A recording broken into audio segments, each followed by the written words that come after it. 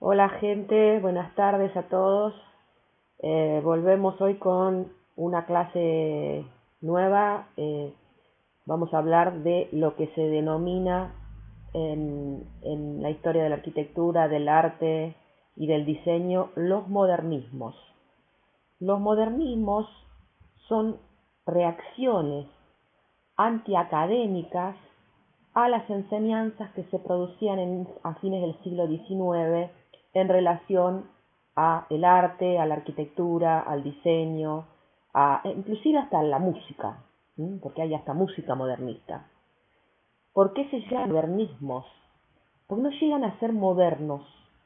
Hay una crisis importante que está vinculada directamente con la desilusión que provocó la sociedad industrial, una sociedad que se suponía que a través del desarrollo de la tecnología, de la ciencia, iba a generar trabajo, iba a generar equitatividad, y no lo hizo, con lo cual el romanticismo buscó de manera absolutamente infructuosa este tipo de reivindicaciones, y el eclecticismo enseñado en las academias tampoco trajo soluciones a todas estas cosas.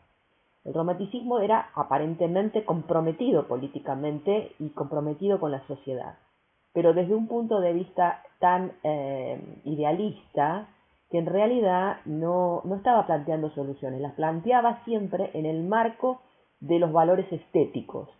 Y las contradicciones del sistema capitalista no se solucionan exclusivamente en el ámbito de la estética. Con lo cual, estos movimientos que vamos a ver ahora, que además tienen todos diferentes nombres, y no solo tienen diferentes nombres, sino que tienen lenguajes diferentes, morfologías diferentes, maneras de aceptar el trabajo tanto artesanal como mecánico industrial, de maneras diferentes, y por lo tanto también va a haber una arquitectura diferente. El, el, el contexto básicamente arranca desde mediados del siglo XIX con la protesta del romanticismo frente a la injusticia social. Víctor Hugo es uno de esos personajes, escribe novelas románticas denunciando lo miserable de la sociedad, la injusticia de la sociedad, pero además es un personaje que pinta, hace acuarelas, cuadros al óleo, con paisajes muy similares a los paisajes de Friedrich en el romanticismo. Es un personaje que además, por su compromiso político, va a terminar 20 años fuera del país por el peligro que corría, y va a pasar esto con mucha gente. El otro tema es cómo esa ciencia y esa búsqueda de una tecnología que llegue a todo el mundo de manera equitativa también aparece en la literatura a partir de Julio Verne. Julio Verne, junto con H.G. Wells, son los precursores de la literatura de ciencia ficción. Literatura que habla de aventuras, de viajes increíbles, de vuelos absolutamente impracticables para la época. De hecho, muchas de las cosas que inventó Julio Verne, como el tema de los cohetes que viajaban a la luna o los submarinos que viajaban por debajo del agua, eran cosas impensables para fines del siglo XIX, y llegó a pensarse que era no solo un visionario, sino una especie de vidente.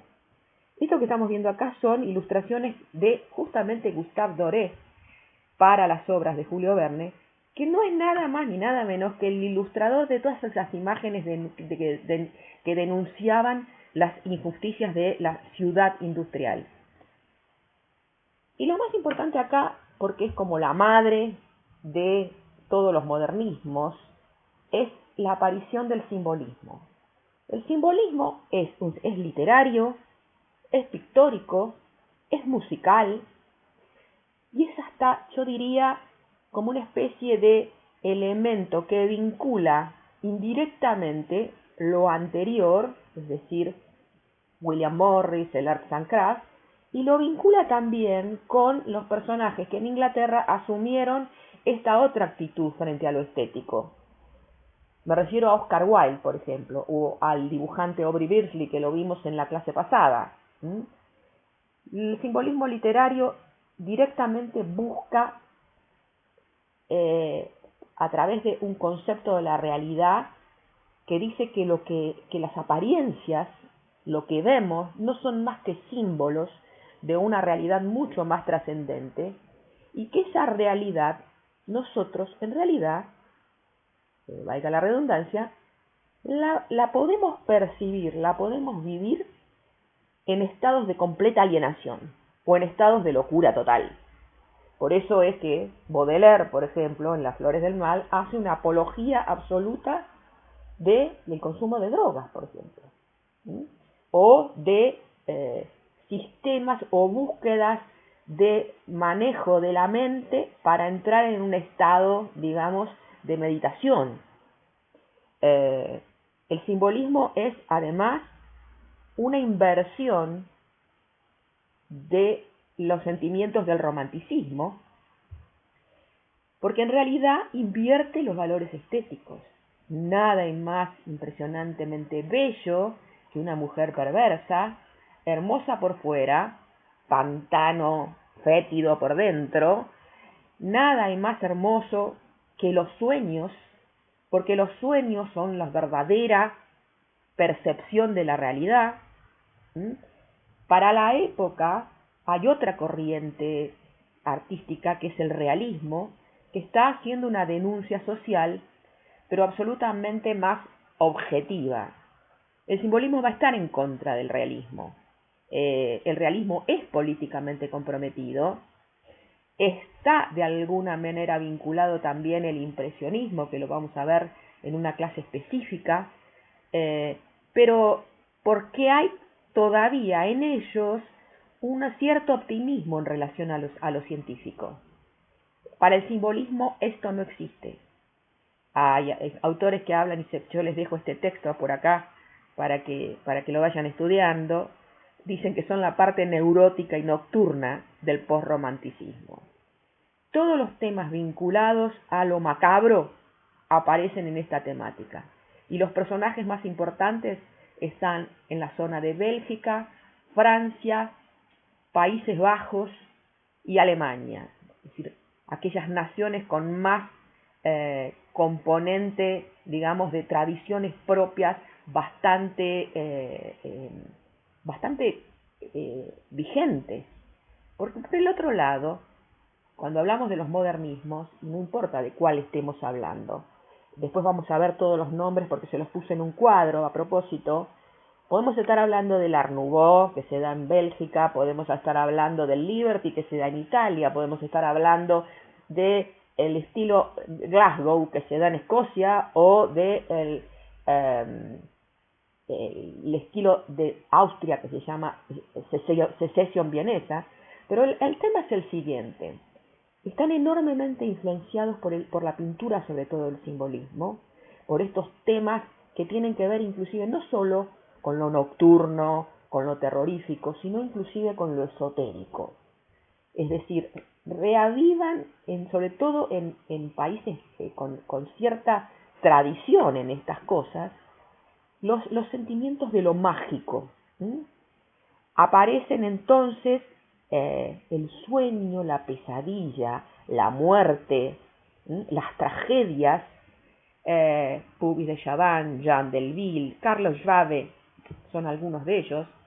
Uno de los más famosos es el francés Odilon Redon, que está en el límite de lo que después van a rescatar para recién los años 30 del siglo XX, el surrealismo. Arnold Böcklin, mostrando estas pinturas absolutamente terroríficas. Y también el otro tema que aparece permanentemente es el tema de lo andrógino, de lo indefinible. Por ejemplo, en términos sexuales, lo hermafrodita, o el tema este que yo les contaba de la mujer fatal, ¿no? La mujer que de alguna manera es como una especie de devoradora de hombres. Y ese es el ideal de belleza de mujer. No es casual que en ese momento aparezcan mujeres poderosísimas en el espectáculo, en la ópera, inclusive en la literatura. Acá algunos cuadros, tanto del holandés Jan Torop, que sus cuadros andan circulando siempre sobre el tema de las tumbas y de cadáveres y fantasmas que salen de las tumbas, o inevitablemente, si hablamos de algo absolutamente hermafrodita o andrógino, hablamos, por ejemplo, de esfinges. Brotan por todos lados organizaciones y sociedades secretas. Hay un rebrote enorme de la masonería, del rosacrucismo, y personajes interesantes porque además están vinculados directamente con el arte. Uno es el zar Peladán, que en realidad no se llama así, pero se bautiza a sí mismo de esa manera, que va a ser el organizador de exposiciones de arte Rosacruz. Y Jean Delville es un admirador directo. Muchos de estos pintores, escritores, músicos, están absolutamente imbuidos de este ambiente sobrenatural. La otra es Madame Blavatsky, que va a inventar una especie de religión que mezcla el catolicismo, el cristianismo con ciertas disciplinas hinduistas y budistas. Fíjense lo que es el símbolo de la teosofía. Tenemos el Ouroboros, que es hindú, tenemos una esvástica puesta como debe ser, es decir, a la inversa de como la puso Hitler, que es milenario su significado, tiene que ver con el recorrido del sol, pero también tiene el símbolo de la casa. Y todos estos personajes van a dar influencia directa sobre el arte. Las mujeres, les decía yo, el rol de las mujeres. No es casual una mujer como George Sand, la amante de Chopin, que se viste de hombre y que firma sus obras con nombre de varón. Ella se llama Aurora Dupin. Las bailarinas que empiezan a desafiar por completo el ballet clásico, inventando pasos nuevos, como es el caso del Baffiler o de Isadora Duncan. Y ni que hablar de esta más famosa mujer espía que va a enamorar a los personajes más claves previos a la Primera Guerra Mundial. Me estoy refiriendo a Mata Hari. Aquí no se los voy a leer claramente. Estas son las teorías que de alguna manera influyeron directamente sobre los artistas del modernismo. Para la época se hablaba de la obra de arte total. Era un concepto que había establecido Richard Wagner, el músico, en sus óperas, que decía que todo debía estar bajo la égida de una sola obra de arte. Es decir, si se componía música era para un edificio especial. Y esa arquitectura de edificio especial, además, tenía que estar decorada, equipada, ornamentada, absolutamente en consonancia con aquello para lo que se iba a usar. Es decir, el artista, no importa de qué disciplina estemos hablando, diseña desde la ciudad al picaporte, absolutamente todas las escalas. La otra surge de la psicología. Un psicólogo y filósofo, Theodor Lipp, va a hablar de que en el arte, entre artista y obra de arte, hay una especie de empatía. Él lo llama Einfühlung. Y el tema, como verán, son todas palabras en alemán. Obra de arte total, Gesamtkunstwerk, empatía, Einfühlung. Y está directamente vinculado con la estética. Es decir, artista y obra en construcción se interrelacionan de tal manera que el artista le brinda a la obra su espíritu estético y la obra le devuelve al artista y lo enriquece y lo hace crecer el conocimiento que ella le ha provocado. La tercera es de Alois Riegel, que es un historiador del arte, y se llama Kunstwollen, que es la voluntad del arte, que tiene que ver con la idea de que en cada periodo hay como una fuerza o una voluntad de la cultura de una sociedad dicha en particular, donde todas las manifestaciones empiezan a coincidir en sus fundamentos. voluntad del arte. El arte manifiesta su voluntad y aparece coincidiendo en las razones que esgrimen todas las distintas formas de hacer arte. La mujer es el elemento en la decoración, lo mismo que la naturaleza en general.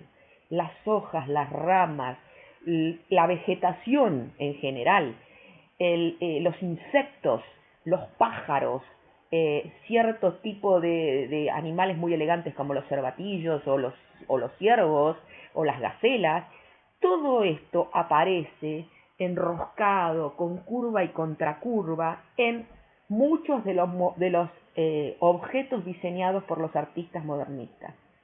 Claramente estos personajes, muchos de ellos son arquitectos, o muchos son diseñadores o artistas que hacen arquitectura sin formación previa, porque están imbuidos de esta idea, entonces trabajan desde la gráfica, desde la joyería, desde la escultura, desde los objetos de uso, y claramente la enseñanza viene directamente de algunos preceptos del Arts and Crafts, con la diferencia de que el modernismo se llama a sí mismo modernismo básicamente porque acepta los materiales nuevos, los materiales que la tecnología, la máquina y la industrialización permiten. Los cuerpos de las bailarinas en movimiento van a generar muchísima influencia, muchísimos elementos de inspiración, lo mismo que en la joyería y en los objetos decorativos, los distintas especies de la naturaleza. La joyería va a desarrollarse de una manera importante e inclusive artistas que hoy, en este momento, estamos hablando de 1880 aproximadamente, Alphonse Mucha o Peter Behrens, Alphonse Mucha checoslovaco, Peter Behrens alemán, van a pasar por este periodo y luego se van a transformar en artistas absolutamente modernos. Ellos no llegan a ser modernos porque no terminan de superar la enseñanza académica. Digamos que lo que hacen es a las formas tradicionales de organización espacial, por ejemplo en la arquitectura, a las plantas tradicionales, le van a incorporar una especie de maquillaje tan fuerte en su lenguaje que va a parecer otra arquitectura. Sin embargo, cuando uno la analiza, se da cuenta que los espacios son los mismos.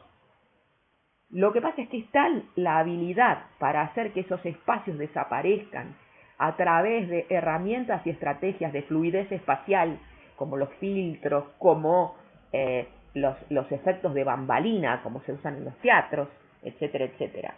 En el mobiliario vamos a tener todo un despliegue de formas orgánicas que vamos a encontrar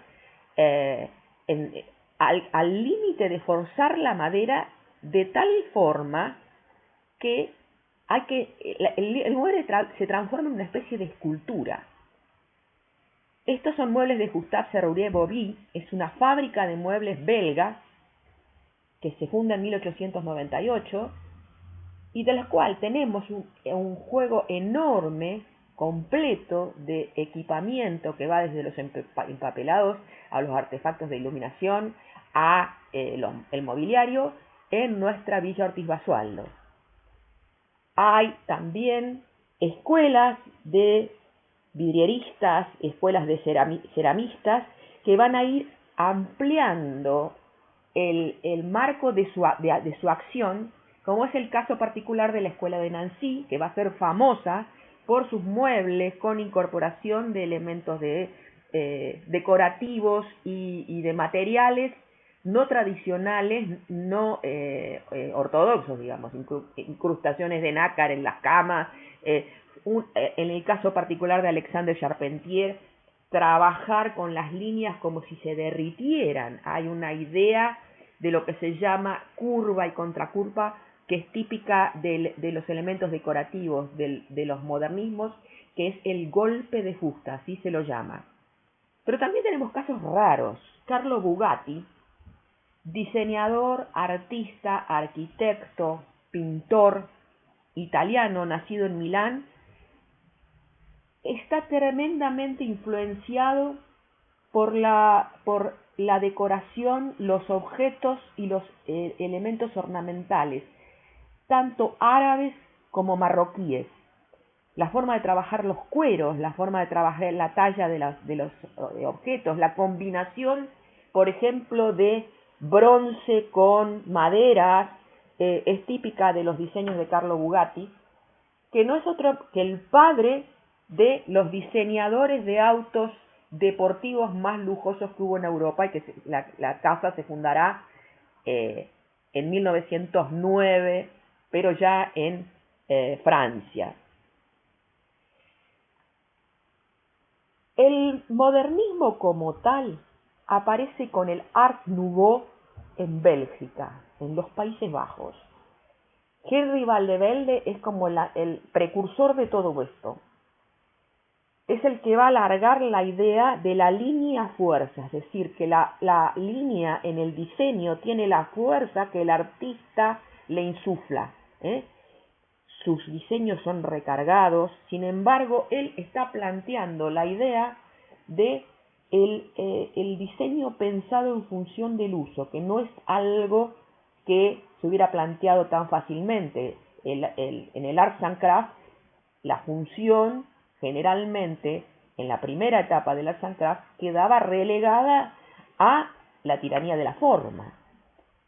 Van de Velde va a tratar de eliminar esas cosas, sin embargo no puede evitar el exceso de ornamentación, con lo cual vemos aquí caricaturas que lo ridiculizan en revistas de arte, a tal punto que, por ejemplo, un arquitecto muy famoso, austríaco, unos años a posteriori de estas caricaturas, va a decir, el famoso Adolf Loos, que va a llegar un momento en que la decoración de una celda carcelaria en manos del señor Van de Velde va a ser considerado un aumento de la pena. En Bruselas, el precursor de la arquitectura en Art Nouveau es Victor Horta, y va a ser como primera casa la Casa Tassel, y posteriormente va a ser esta casa que es su casa, o Hotel Horta. ¿Por qué se llaman así? Porque en realidad las casas de clase media alta en París, en Bruselas, se llaman hotel. Tienen generalmente una planta baja, un plano noble, un piso de habitaciones privadas y guardilla. Lo que hace él es incorporar por primera vez a la vista estructura metálica. Esto hubiera sido absolutamente aberrante en la enseñanza de las academias de 1860 a 1870. Pero no solamente incorpora la estructura metálica como la estamos viendo acá, sino que además empieza a hacer movimientos de fachada, donde incorpora la idea de curvas y contracurvas, ornamentadas y estructuradas, por ejemplo, en el tema de la carpintería, con estructura metálica, y todo, absolutamente todo, es una línea en continuidad. Los artefactos de iluminación se enganchan con las barandas de las escaleras, las formas de girar de la volumetría, se ve cómo va a ir organizando el espacio. Las líneas continúan hasta la llegada de la lucarna que ilumina la circulación vertical, y en ese lugar la estructura se transforma en elemento ornamental. Y no solamente eso, sino que enfrenta espejos en esa llegada al último piso para generar esa idea de indefinición del espacio y de visión infinita. Ahora, si uno mira la planta, nos damos cuenta de que es una planta tradicional, típica de hotel del siglo XIX, vivienda francesa o belga, que termina con un techo vidriado en la circulación vertical. Prácticamente en ese sentido no hay cambio, pero cuando uno lo mira en perspectiva, encuentra una indefinición de los límites, un espacio fluido, toda la línea se repite en los empapelados, en los pisos, en los artefactos de iluminación y termina en estas cubiertas. Este es un edificio demolido, es como si fuera la sede del Partido Socialista, la Casa del Pueblo, y fíjense cómo fuerza hasta los elementos de mampostería a seguir con esas líneas envolventes típicas del Art Nouveau belga. Acá parecería que él se libera un poco en las plantas de esa estructura tan rígida y simétrica, pero en realidad tiene que ver con la forma del terreno. Es decir, es un terreno que encontraba dos diagonales en esquina y una pequeña plazoleta, con lo cual le da como resultado el acomodarse a ese lugar. Sin embargo, el tema es que exhibe brutalmente estructura metálica en el último piso, en el auditorium, y genera una continuidad visual a partir de curvar en forma de ondas la estructura de la cubierta. En Francia el movimiento es parecido, también se llama Art Nouveau, y se desarrolla en un ambiente en el que la literatura, los comentaristas de los periódicos, tienen una enorme importancia. Estamos frente a un siglo desde la Revolución Francesa, con lo cual esto se va a festejar también. Pero en 1894 sigue o vuelve a aparecer aquello que cíclicamente se esconde y aparece, se esconde y aparece, que es el antisemitismo. Este es un caso famoso de un militar judío, Dreyfus, que es acusado de espía simplemente porque el ejército francés no quiere tener judíos.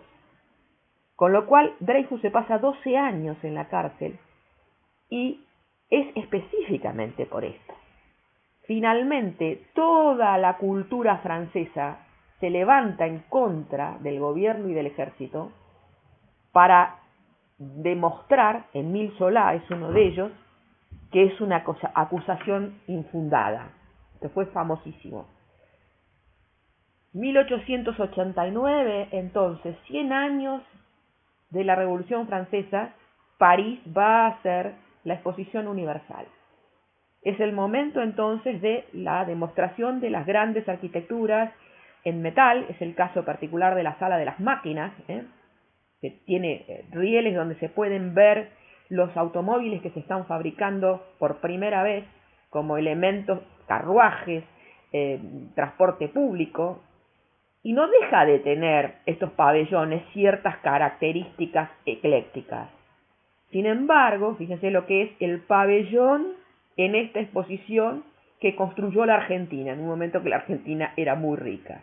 Pero la estrella de esta exposición, combatida, negada, absolutamente abominable, es la Torre Eiffel. Eiffel entonces va a ser un objeto simbólico, un objeto que va a desafiar todas las cosas industriales que van a exponer los otros países, porque va a ser algo tan asombroso que finalmente, más allá de que toda la cultura francesa va a echarse en contra de este objeto extrañísimo, finalmente este objeto metálico, diseñado por el ingeniero Eiffel, va a ser el símbolo de París. Y este París de fin de siglo, que es aparentemente un gran festejo, es el lugar donde en un barrio de París todavía se encuentra a medio construir la estatua que le van a regalar a la ciudad de Nueva York, hecha por el escultor Bourdelle y con una estructura metálica del ingeniero Eiffel. Y las grandes tiendas como Le Bon Marché o Lafayette empiezan a exponer como elemento ornamental el hierro y el bronce como cosas estructurales que hubieran sido consideradas absolutamente antiestéticas en otro momento. El barrio de Montmartre trae esta imagen absolutamente insólita, por un lado, de un una cosa ahí que es un elefante, que es una especie de escultura extrañísima, regalada por un sultán hindú a el rey de Francia. Se imaginan que estoy hablando de Napoleón III, y que en ese momento no sabían dónde ponerla, con lo cual terminó acá arriba, en el barrio más alejado. Y simultáneamente las cafeterías, las confiterías al aire libre, donde un americano muy vivo llamado Sidler va a traer la danza de las prostitutas de los saloons, de los cowboys del lejano oeste, a París, y lo va a llamar French Cancan. Van a surgir entonces cantidad enorme, porque esto va a hacerse famoso, el Cancan, y va a aparecer en los grandes cabarets. El ambiente nocturno francés es el ambiente tanto del Moulin Rouge como del Moulin de la Galette. Y en esas noches Toulouse-Lautrec ya no es más un pintor impresionista, ya es post-impresionista, a partir de la creación de estos elementos que son ya afichismo puro, grafismo puro, que es la publicidad de esos famosos cabarets, del Moulin Rouge, de las mismas obras que en esos lugares se desarrollan. Y no es casual, porque para la misma época los hermanos Lumière ya están haciendo cine, y estos son afiches publicitarios de esas películas. En ese contexto, Héctor Guimard está construyendo una arquitectura que podría llamarse también Art Nouveau, el Castel Béranger, o este tipo de chalet que empieza a romper con la estructura típica de la vivienda que habíamos visto en la clase anterior. Pero la cosa por la cual Héctor Guimard es más conocido, más allá de que, como todo arquitecto de la época, diseña todas las escalas. Esto que estamos viendo acá es el edificio del Castel Béranger y los muebles del Castel Béranger. Pero por lo que se hizo más famoso fue porque se le fue encargado 141 entradas del metro. ¿En qué estilo lo va a hacer? Y lo va a hacer en estilo Art Nouveau. Es un estilo que para él representa la modernidad. Todo es estructura metálica, pero el metal le permite trabajar con formas ornamentales, fundamentalmente orgánicas y vegetales, retorcimientos, y además el símbolo típico que va a ser el símbolo más, yo diría, preferido de los modernistas, que no es otro que el capullo. ¿Por qué el capullo? Porque ellos consideran que este estilo todavía es algo que no ha terminado de nacer. Y en las versiones del modernismo geométrico, las versiones del modernismo orgánico, en todas estas versiones, el capullo aparece como elemento decorativo. Y la otra cosa que aparece es la tipografía del metro. Esa letra que va a diseñar Héctor Guimard es la letra que aparece inclusive hoy en las fuentes de nuestras computadoras como letra Art Nouveau. Yo les decía que hay estilos de todo tipo.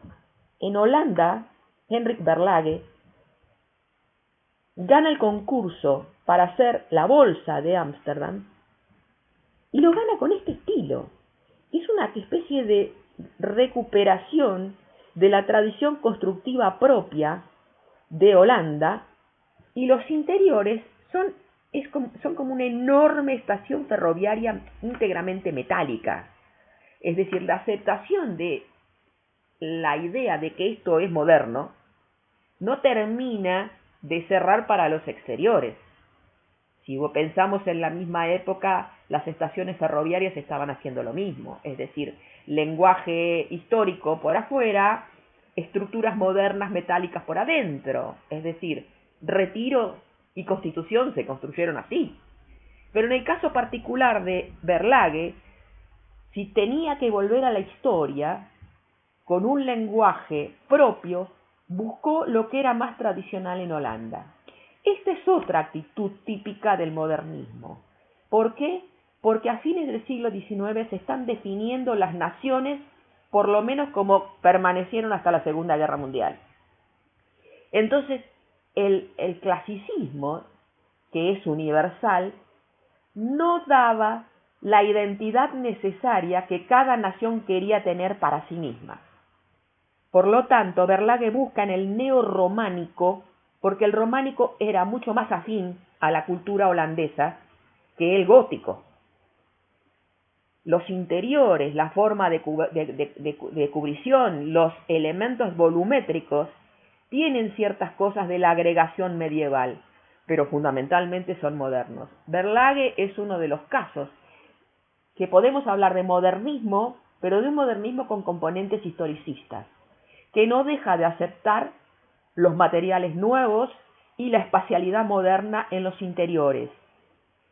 Y por el otro lado, Verlage va a continuar avanzando y evolucionando, y para los años 20 va a ser un moderno absoluto. Verlage va a llevar la modernidad a Holanda con sus barrios de vivienda de interés social. Otro tipo de manifestación se da específicamente, no en toda Inglaterra, porque en Inglaterra en general también se da un Art Nouveau orgánico, además también se da un Art Nouveau medio geométrico a partir de la influencia del japonismo. Si ustedes se acuerdan de los muebles pseudo japoneses, por ejemplo, de Lee Tavy o de Boise, de la última generación del Arts and Crafts. Y en la Escuela de Arte de Glasgow se forman 4 personajes, de los cuales el más importante es Charles Rennie Mackintosh, que va a ganar el concurso para hacer el edificio de la escuela. Es un edificio masivo, volumétricamente pseudo-medieval. Uno no podría definir si estamos frente a una especie de edificio fabril o si tiene algo que ver con alguna fortaleza pseudogótica. Pero a la vez empiezan a aparecer volúmenes geométricos que se proyectan de carpintería, en las carpinterías metálicas con ornamentos, y si vemos cómo cierran en forma absolutamente ingeniosa esas carpinterías, terminan en capullos metálicos. La Escuela de Arte de Glasgow, además, está íntegramente equipada en sus interiores. Las cubiertas, el diseño de las cubiertas de madera apelan a la idea de las estructuras que son típicas de los cascos de los barcos ingleses, que son una tradición muy particular en Escocia, dados vuelta. Lo mismo los artefactos de iluminación. Rennie Mackintosh junto con McNair y las 2 hermanas MacDonald, que serán las mujeres de ambos, van a diseñar hasta, no solo los afiches de publicidad, sino hasta el diploma que se entrega en esa escuela. Va a seguir construyendo, va a tener una etapa de bastante éxito hasta 1906-1908. Lamentablemente, como todos estos personajes, tanto del simbolismo como de los modernismos, muchos mueren jóvenes, básicamente por una vida extremadamente agitada, una vida llena de alcohol, de drogas. Mackintosh se va a morir muy joven. Y este tipo de edificios que yo les estoy diciendo, en este caso particular, la escuela de la calle Street, escuela de Scotland Street, tiene también esa impronta, mucho elemento vidriado, una cierta mezcla entre lo medieval y lo fabril, y muchísima simetría. En el diseño de equipamiento, en el diseño de la vivienda, digamos, de grandes viviendas para gente adinerada, diseña todo el equipamiento, diseña todas las escalas. La mujer, MacDonald, va a hacer todo lo que tiene que ver con los vitrós, los empapelados, los textiles para tapizados, pero lo que uno ve es, comparado con el Art Nouveau belga o lo que hacía Héctor Guimard en su mobiliario o Serrulle Bobby, esto tiene una austeridad geométrica que apela también a las imágenes de las mujeres, a Inclusive, en el caso particular de Mackintosh, va a ser un genio del diseño modernista pero geométrico. Va a aparecer lo vegetal, va a aparecer los insectos, las mariposas, las libélulas, pero aparece todo absolutamente geometrizado y en una paleta de colores absolutamente pálida. Él usa normalmente el blanco, el amarillo, el negro y el plateado. Estas son sus famosas sillas, que las hizo para la Hill House que vimos en la diapositiva anterior.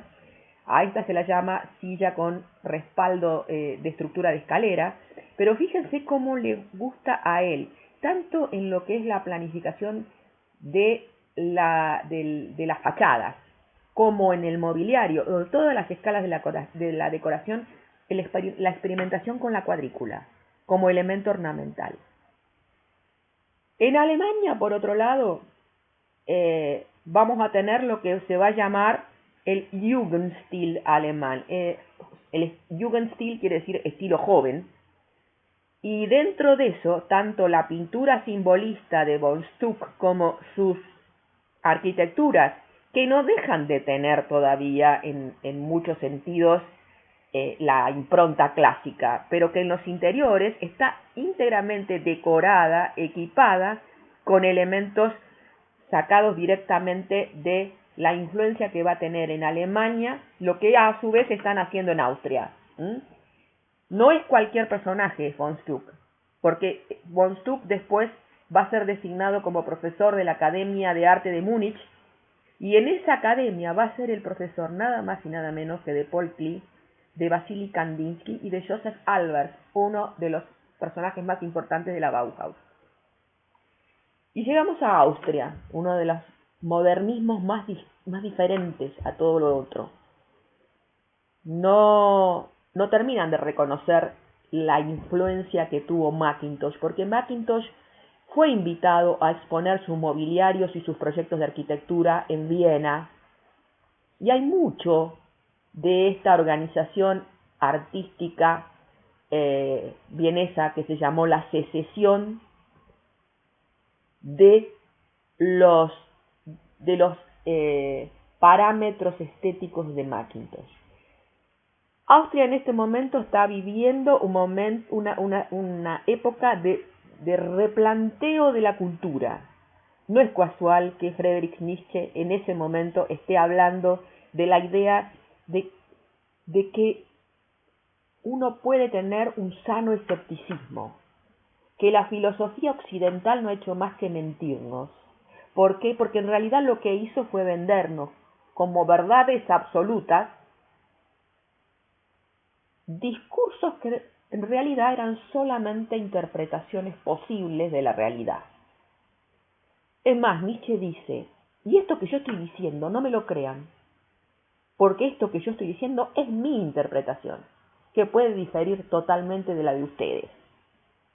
Simultáneamente, Sigmund Freud le está dando una importancia tremenda a lo que sucede en los sueños, a lo que el individuo expresa en los sueños que no es capaz de expresar en la vigilia, y a aquello que el individuo tiene encerrado, que tiene censurado, que es su inconsciente. No es casual entonces que haya aparecido en el arte todo esto a partir del simbolismo. Y no es casual tampoco que aparezcan estas caricaturas tan alegóricas de los temas que obsesionan a Freud, o que Edvard Munch, el noruego, haya pintado un cuadro de Nietzsche de la misma manera que pintó El Grito. El personaje en la pintura de este momento, en el simbolismo en Viena, es Gustav Klimt. ¿Y a dónde va a ir a buscar un austríaco los elementos de inspiración? Fundamentalmente en Bizancio. Le interesa la geometría, fíjense cómo trabaja en los vestidos de las mujeres, es un retratista fundamentalmente de mujeres, y trabaja como composiciones geométricas, pero a la vez llena todo el espacio, esta idea de necesidad de llenar el vacío, con grafismos, que es típico del mosaico bizantino. Y no es casual, porque Austria fue el asiento de uno de los lugares donde más se manifestó este arte previo a en la Edad Media. Fíjense cómo va a trabajar en el simbolismo vienés Gustav Klimt con las imágenes. Esto es uno de los frescos hechos en el Palacio Stocklet en Bruselas, y esto es el famoso beso. Fíjense, solamente esta composición de la bata del hombre es ya una composición moderna. Gustav Klimt, junto con Joseph Hoffmann y varios personajes importantes, inclusive de la academia, van a formar lo que se llamó la secesión vienesa. Y van a tratar de replantear el lenguaje de la arquitectura y el lenguaje de todas las artes con esta misma idea de la obra de arte total, con esta misma idea también de la empatía y con la idea también de la voluntad del arte. Es decir, en todos lados florece esta idea. Entonces, lo que estamos viendo acá son maneras de expresar, no solo en la tipografía, sino en el camino hacia la geometría y la abstracción, las portadas de la revista Versacrum, que es la revista que desde 1888 hasta 1903 se publicó en el ámbito de la secesión vienesa. Otto Wagner es el más viejo de todos ellos, es además el maestro de todos ellos. En 1906 le toca hacer lo que sería la caja de ahorro postal, si fuera en versión argentina, ¿no? Y hace un clasicismo muy lavado, donde hasta las esculturas empiezan a geometrizarse, donde decora la fachada íntegramente con clavos de plomo, y el interior tiene hasta el equipamiento íntegramente diseñado por él. Hay una estructura casi, les diría yo, de gran galpón ferroviario en los interiores, con una fluidez espacial enorme que no hubiera sido planteada de ninguna manera en una planta clásica. De la misma manera, en Viena va a ser con profusión de ornamentación distintos edificios de departamentos para la época. En 1898-99 la Majolica House, se llama así justamente porque está íntegramente decorada con mayólicas, con motivos florales y curvas y contracurvas típicas del Art Nouveau, y la Medallion Apartment, que son medallones de bronce de los cuales va cayendo ornamentación con ramas de laureles, etcétera, etcétera. Lo interesante es cómo Otto Wagner va a ir, gracias a la influencia de sus discípulos más jóvenes, modernizándose lentamente y llevando aquello que trabajaba en volumen y en profundidad en las fachadas a la composición gráfica y plano. Esta es su casa, empezó en 1888 y la terminó en 1913, que si miramos la fachada del jardín, tiene todavía una enorme componente de arquitectura clásica casi palladiana, pero si miramos la fachada hacia la calle, es asombroso cómo cambia primero la disposición simétrica, el achatamiento de los volúmenes, y todo se maneja a partir de grafismos en azul y blanco, jugando con azulejos, cosa que no hubiera sido ni remotamente pensada. Y la otra cosa, la puerta no está ubicada en el centro, está en una punta de la fachada, que también es casi un pecado mortal para el academicismo.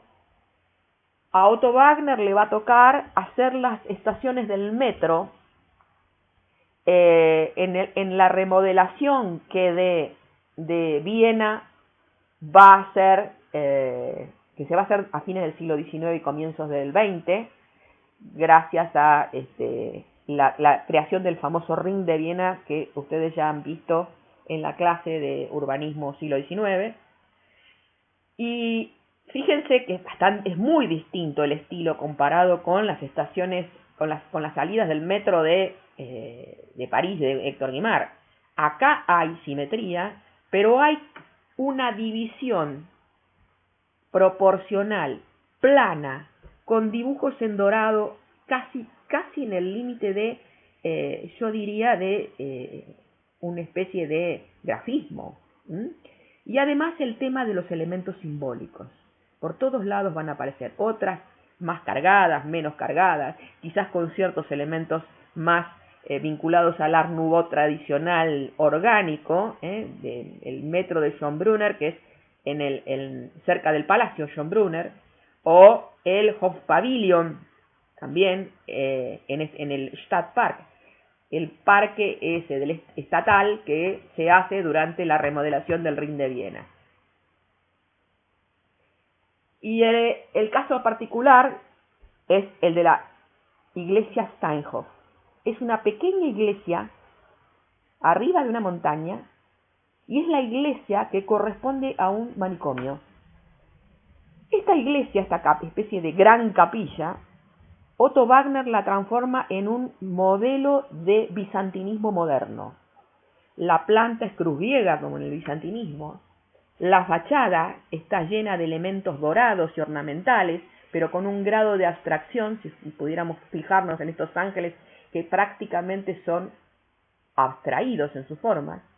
Y las cubiertas internas trabajan a la manera de lo que hubieran sido los mosaicos bizantinos, pero con figuras geométricas. También tenemos esto en Austria, y esto increíblemente es precursor, es anterior. Es decir, cuando en 1851 los ingleses vieron estos muebles en la primera exposición universal, Michel Tonnet ya había empezado con la tecnología de curvado a vapor de la madera utilizando madera de haya. Para esta época, la fábrica de los muebles Tonnet dicta la moda de lo que es la curva y la contracurva. Y estamos hablando también de Viena. Es decir, no es que solamente apareció un estilo geométrico en el modernismo vienés. También aparecen estas cosas. La gráfica de la secesión vienesa se va a extender a todos los campos del arte. Lo que estamos viendo acá son afiches diseñados por algunos de los personajes de la secesión vienesa, como el caso de Gustav Klimt, que fue uno de los fundadores de la secesión vienesa, y sus discípulos como Kokoschka, o personajes que además de ser artistas eran diseñadores y arquitectos, como es el caso de Koloman Moser. Lo que estamos viendo acá son afiches de distintos cabarets, y el cabaret más importante de Viena, vinculado a la estética modernista en ese momento, era el Murciélago, de Fledermaus. Allí se daban teatro, se daban manifestaciones artísticas absolutamente revolucionarias, tanto que por momentos el emperador salía horrorizado. Y estas son algunas de las tapas de las revistas de la secesión vienesa posteriores y de exposiciones hechas por la secesión. Se ve el tipo de ornamentación que aparece acá es absolutamente parecida en términos de grafismo y de llevar a lo plano lo que en la ornamentación Otto Wagner estaba haciendo en las entradas del metro. Y este es el famoso edificio de la secesión vienesa. Es un edificio modernista, secesionista y simbolista. Todas las alusiones a cuestiones herméticas de sabiduría secreta están manifestadas en este edificio, hecho por el discípulo de Otto Wagner, llamado Joseph Maria Olbrecht. Esto se va a terminar en 1898, es un pabellón gigantesco que en la planta es absolutamente tradicional, es absolutamente académico, pero que en volumetría tiene un juego de volúmenes y de acumulación de volúmenes geométricos absolutamente revolucionario. Aparece la cúpula hecha como de una especie de enrejado de hojas de bronce, que no es otra cosa que la alusión al árbol del laurel. El laurel es el árbol de la sabiduría, desde los griegos para acá, en todo lo que tiene que ver con la sabiduría secreta, la sabiduría esotérica. Simultáneamente, aquí en las fachadas empiezan a aparecer otro tipo de símbolos incrustados. Por los costados de los ángulos aparecen las mismas ramas del árbol que se van a ir extendiendo para florecer sobre la cúpula. Las tres musas aparecen arriba de las puertas, la escultura, la arquitectura y la pintura, para que se vea que se unen entre todas.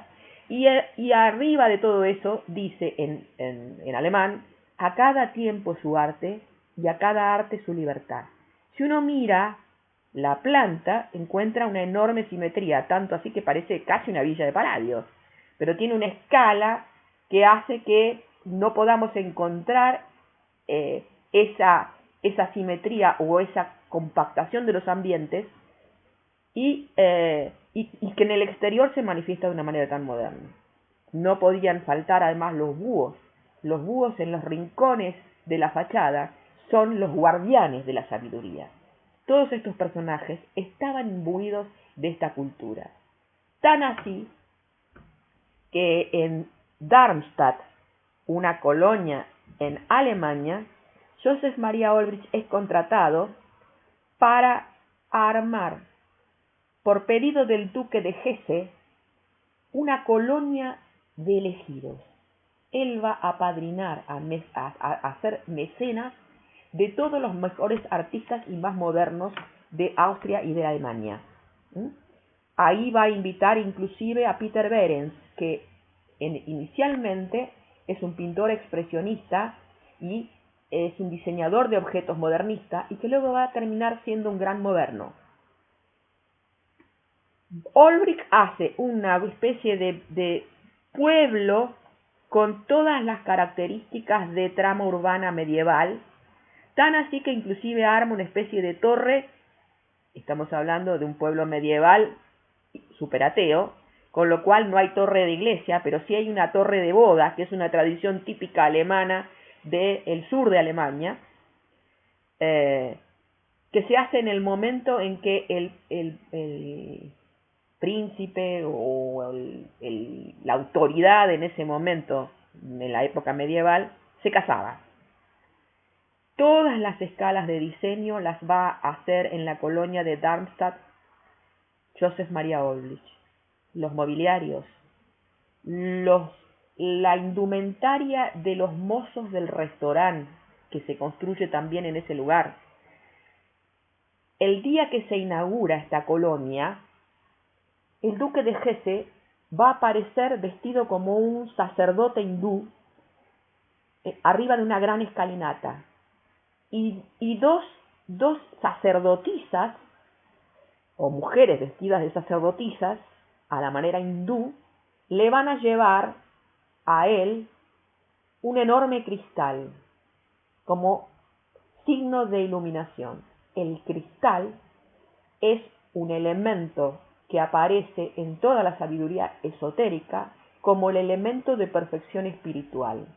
El cristal o el diamante surge de devastar la piedra, de la misma manera que el ser humano va devastando sus defectos y mejorando su espíritu paso a paso a través de 7 etapas de la vida.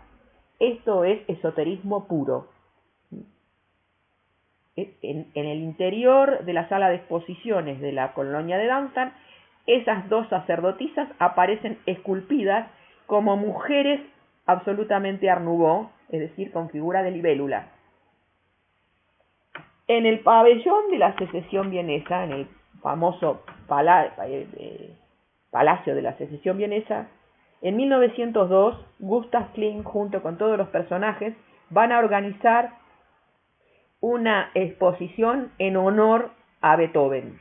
Y se van a hacer todos estos frisos que son pintados por Gustav Klimt en obviamente clara versión simbolista. Todos los personajes que aparecen acá tienen que ver con las sinfonías de Beethoven. Los discípulos de Gustav Klimt van a entrar en otra variante. Oskar Kokoschka, lo mismo que Egon Schiele, van a estar ya un paso más adelante. La manifestación del dolor, la manifestación del terror, la manifestación de lo macabro, la manifestación de los horrores que tiene el encuentro con la vida del ser humano, aparecen como pintados de una manera muchísimo más, yo diría, expuesta, mucho más brutal.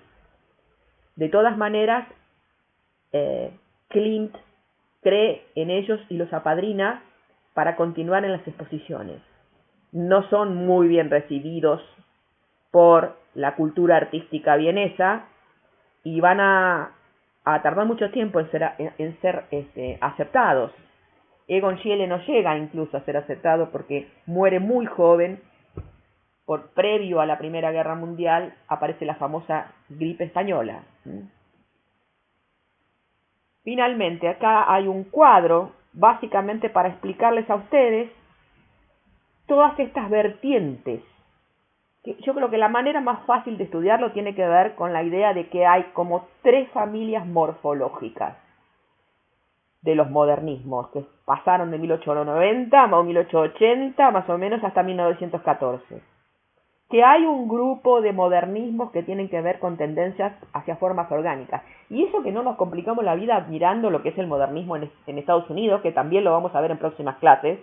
Lo mismo que era imposible desarrollar en esta clase también el modernismo catalán, que es todo un tema en sí mismo, Gaudí. Con lo cual vamos a hablar de estos modernismos europeos, donde hay un grupo de manifestaciones que están vinculadas a las formas orgánicas. En esto incorporaríamos el Art Nouveau belga y francés, el Jugendstil alemán, el Liberty en Italia, pero como verán, Carlo Bugatti, que mostramos con esa influencia marroquí, no tiene nada que ver con el Liberty. Y el Modern Style en Inglaterra, que es el Art Nouveau inglés, que no se parece al Macintosh. Hay otro que es el de tendencias hacia formas geométricas, que es específicamente lo que hace Macintosh en Escocia y lo que hace la secesión vienesa fundamentalmente a partir de los discípulos de Otto Wagner, no la arquitectura de Otto Wagner al principio. Y luego están los inclasificables, es decir, aquellos que tienen, buscando un carácter de identidad nacional, le incorporan a la arquitectura modernista componentes historicistas, como es el caso de la arquitectura neorrománica pero moderna de Berlage en Holanda, y lo que va a hacer Gaudí con los componentes árabes de la cultura española, que la vamos a ver en la clase que viene. ¿Cómo termina esto? Bueno, termina con el último personaje de la secesión vienesa, que es Joseph Hoffmann, trabajando junto con Koloman Moser, que van a fundar, no solamente va a ser una arquitectura mucho más austera, más geométrica, más elemental, como es el caso del sanatorio de Purkersdorf en 1905, sino que además van a ir camino directo a la simplificación, a la geometría, en el diseño de los objetos, los empapelados, los artefactos de iluminación, el mobiliario, para lo cual van a fundar lo que se llamó la Wiener Werkstätte, es decir, los talleres de artesanía vieneses, junto con Koloman o Kolo-Moser. Fíjense lo que es la geometría de este mobiliario, donde toda la concesión ornamental está simplemente en estos elementos de esfera que aparecen en sus famosas sillas. Y dentro de estas características, el edificio de arquitectura, que es como la bisagra entre todas estas manifestaciones y lo que va a ser la modernidad y el Art Deco. Me refiero al Palacio Stocklet, que es el edificio, la gran villa o vivienda que hace Joseph Hoffmann para un rico banquero coleccionista de arte que necesitaba enormes galerías para mostrar sus cuadros. Y fíjense lo que hace. Directamente acá tenemos volúmenes blancos jugando como en forma aditiva, que van a ir disminuyendo como en forma piramidada, geometrizándose cada vez más, hasta terminar en esta especie de semicúpula que está justo en el espacio simbólico central de la sala, rodeada en esa forma escultórica con imágenes de esculturas femeninas y masculinas absolutamente abstraídas, y donde lo que empezamos a ver es entonces una combinación de figuras geométricas, equipamiento absolutamente diseñado íntegro por la Wiener Werkstätte, es decir, obra de arte total, pero también empezamos a ver líneas de tensión en las plantas que empiezan a mezclar lo geométrico con la necesidad funcional de las reales dimensiones de cada uno de los espacios. Esto ya es modernidad pura.